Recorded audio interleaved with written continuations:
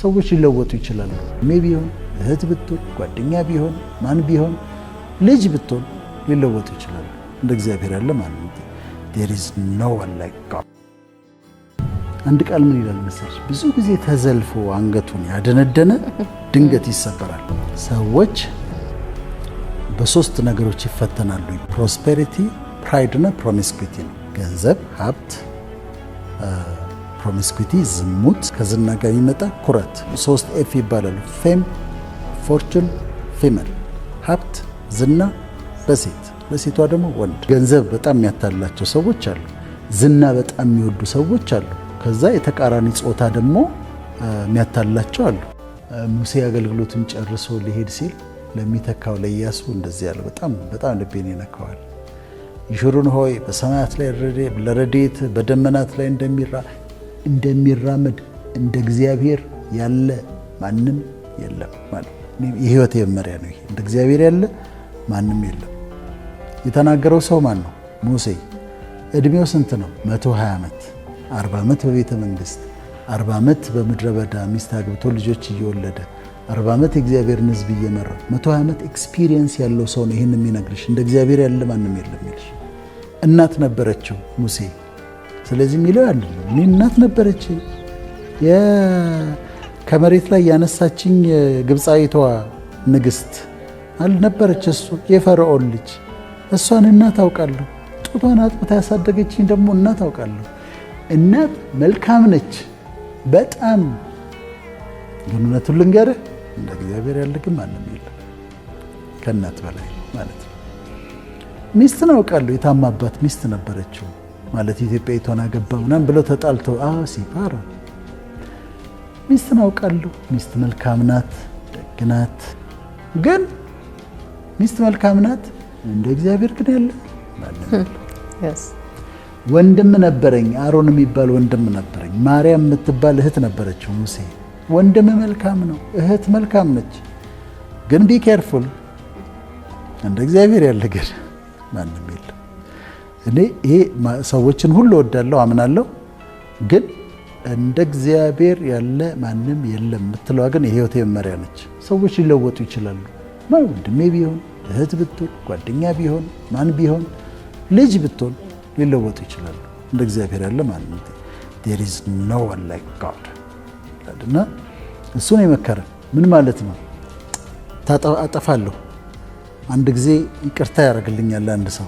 ደግሜ ሳጠፋ እንዴ አላበዛውም እንዴ ባለፈው እንዲያጠፋ ይቅርታ አደረኩለት እንደገና ደግሞ ይልሻል ሰው። እሱ ግን ፈጣሪ ይቅር ይልሻል፣ አሁንም ይቅር ይልሻል፣ አሁንም ይቅር ይልሻል። ማቆሚያ የለው። አንድ ሰው ተቸግሮ መልካም ያደርግለታል። መልካም አደረገላት። ከዛ መልካም ካደረገላት በኋላ እንደገና ተቸግራ አገኛት። እንግዲህ ባለፈው ተቸግራ መልካም አድርጌላታለሁ፣ እኔ ስንት ይረዳታለሁ፣ እኔ ስንት ጊዜ ነው ማግዛት እሷን ይላል ሰው። እግዚአብሔርስ አሁንም ይደርስልሻል፣ አሁንም ያደርግልሻል፣ አሁንም ያደርግልሻል። አንድ ሰው ወደ መንፈሳዊ ዓለም መጥቶ በጣም ቸግሮት በቃ ተጨንቆ ምን ሆነህ ነው አሉት። ቸግሮኝ ነው። ታዲያ አትጸልይም እንዴ አሉት። አይ ባለፈው የሆነ ነገር ቸግሮኝ ጠየቅኩት እግዚአብሔር፣ ከዛ ሰጠኝ። አሁን ደግሞ እንደገና ደግሞ ደግሜ እንዴት እንደ ሰው አድርጎታል። ደግሜ ደግሞ እንዴት አስቸግረዋለሁ? ሰጥቶሽ የማይበቃው እንደ እግዚአብሔር ያለ ማንም የለም። ይቅር ብሎሽ ይቅርታ አድርጎ መጨረሻ እንደሌለው እንደ እግዚአብሔር ያለ ማንም የለም። መልካም አድርጎ የማይሰለቸው እንደ እግዚአብሔር የለም። ለሙስሊም አዳማጮቻችን ደግሞ እንደ አላህ ያለ የለም ማለት ነው። ጻድቅ 7 ጊዜ ይወድቃል፣ 7 ጊዜ ይነሳል። ቃሉ በጣም ነው ደስ ያለኝ። እንደገና የሚባል አሰራር አለው በፈጣሪ ዘንድ። እንደገና እድል ይሰጥሻል። አልቆልሻል ተብሎ ወድቃለች፣ ጠፍታለች፣ ጥቅም የላትም፣ አትነሳም ተብሎ እንደገና እድል ይሰጥሻል። እንደገና ያቆምሻል፣ ሞገስ ይሰጥሻል፣ ዝና ይሰጥሻል፣ እንደገና ያስነሳል እና ዳግም እድል ይሰጣል። ምንድነው አሁን የመልእክታችን ኮንሰፕቱ?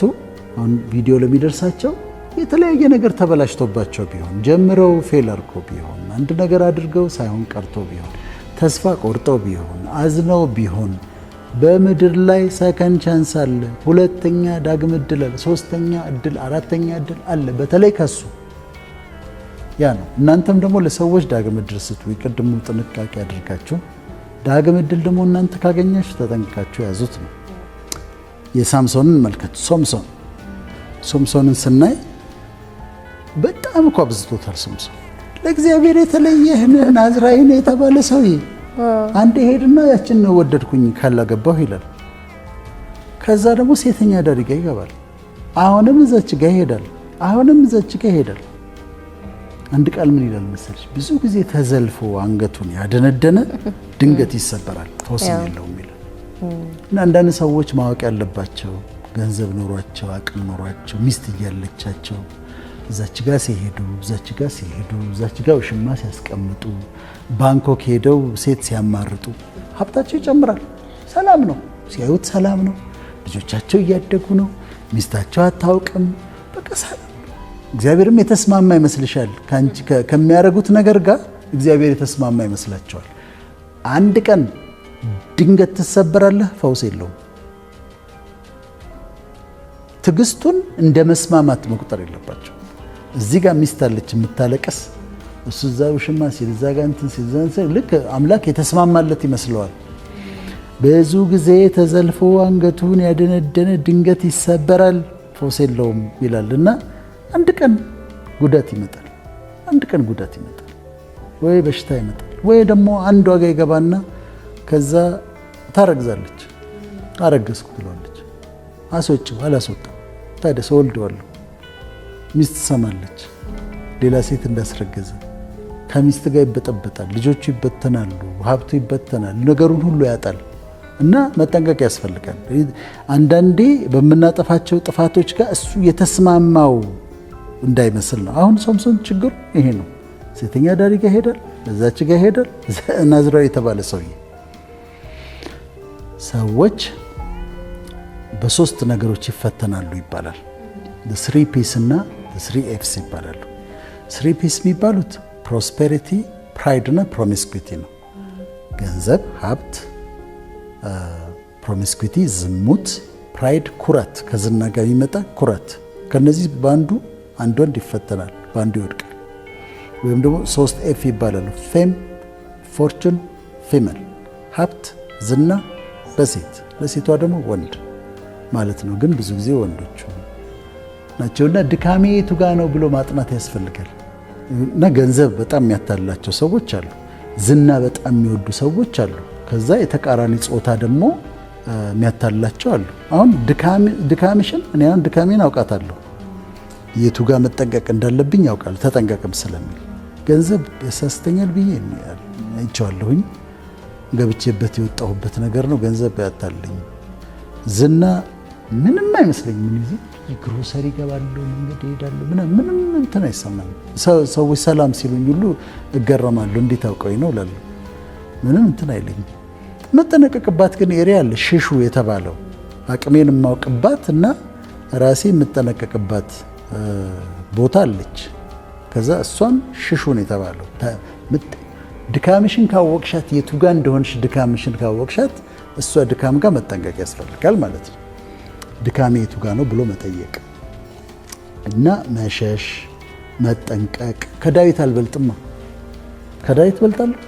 አየ የሰው ሚስት ነች፣ የኦሪዮ ሚስት ነች፣ በጣም ታምራለች። ግን አሁን እዛ ጋር ማድረግ የነበረበት ዳዊት ምንድን ነው? የኦሪዮ ሚስት ነች አሉት። ከዛ ጥሯታል። ግን ልክ አይቷት ተፈትኖ ባለበት ሰዓት ዳዊት ምን ነበር ማድረግ ያለበት? ብድግ ብሎ መግባት ነው፣ ዞር ማለት ነበር የነበረበት። ከዛ የኦሪዮ ሚስት ነች፣ አስመጣት። አብሮት ተኛ፣ ልጅ ተወለደ። ልጁ ተቀሰፈ። በኋላ ሰለሞን ተወለደ፣ ኦሪዮን አስገደለ ምናምን። ኮምፕሊኬሽን አለው። ከዳዊት ስለማልበልጥ እኔ ማድረግ ያለብኝን ጥንቃቄ አደርጋለሁ። ምክንያቱም ገንዘብ አልኩሽ፣ ዝና ምናምን እንትን አይለኝም። በኦፖዚት ሴክስ ግን በተቃራኒ ጾታ ግን ከዛ ጥንቃቄ ማድረግ ያለብኝን ሽሹ ነው የሚለው። እንደም በጥንቃቄ ታደርጊያለሽ።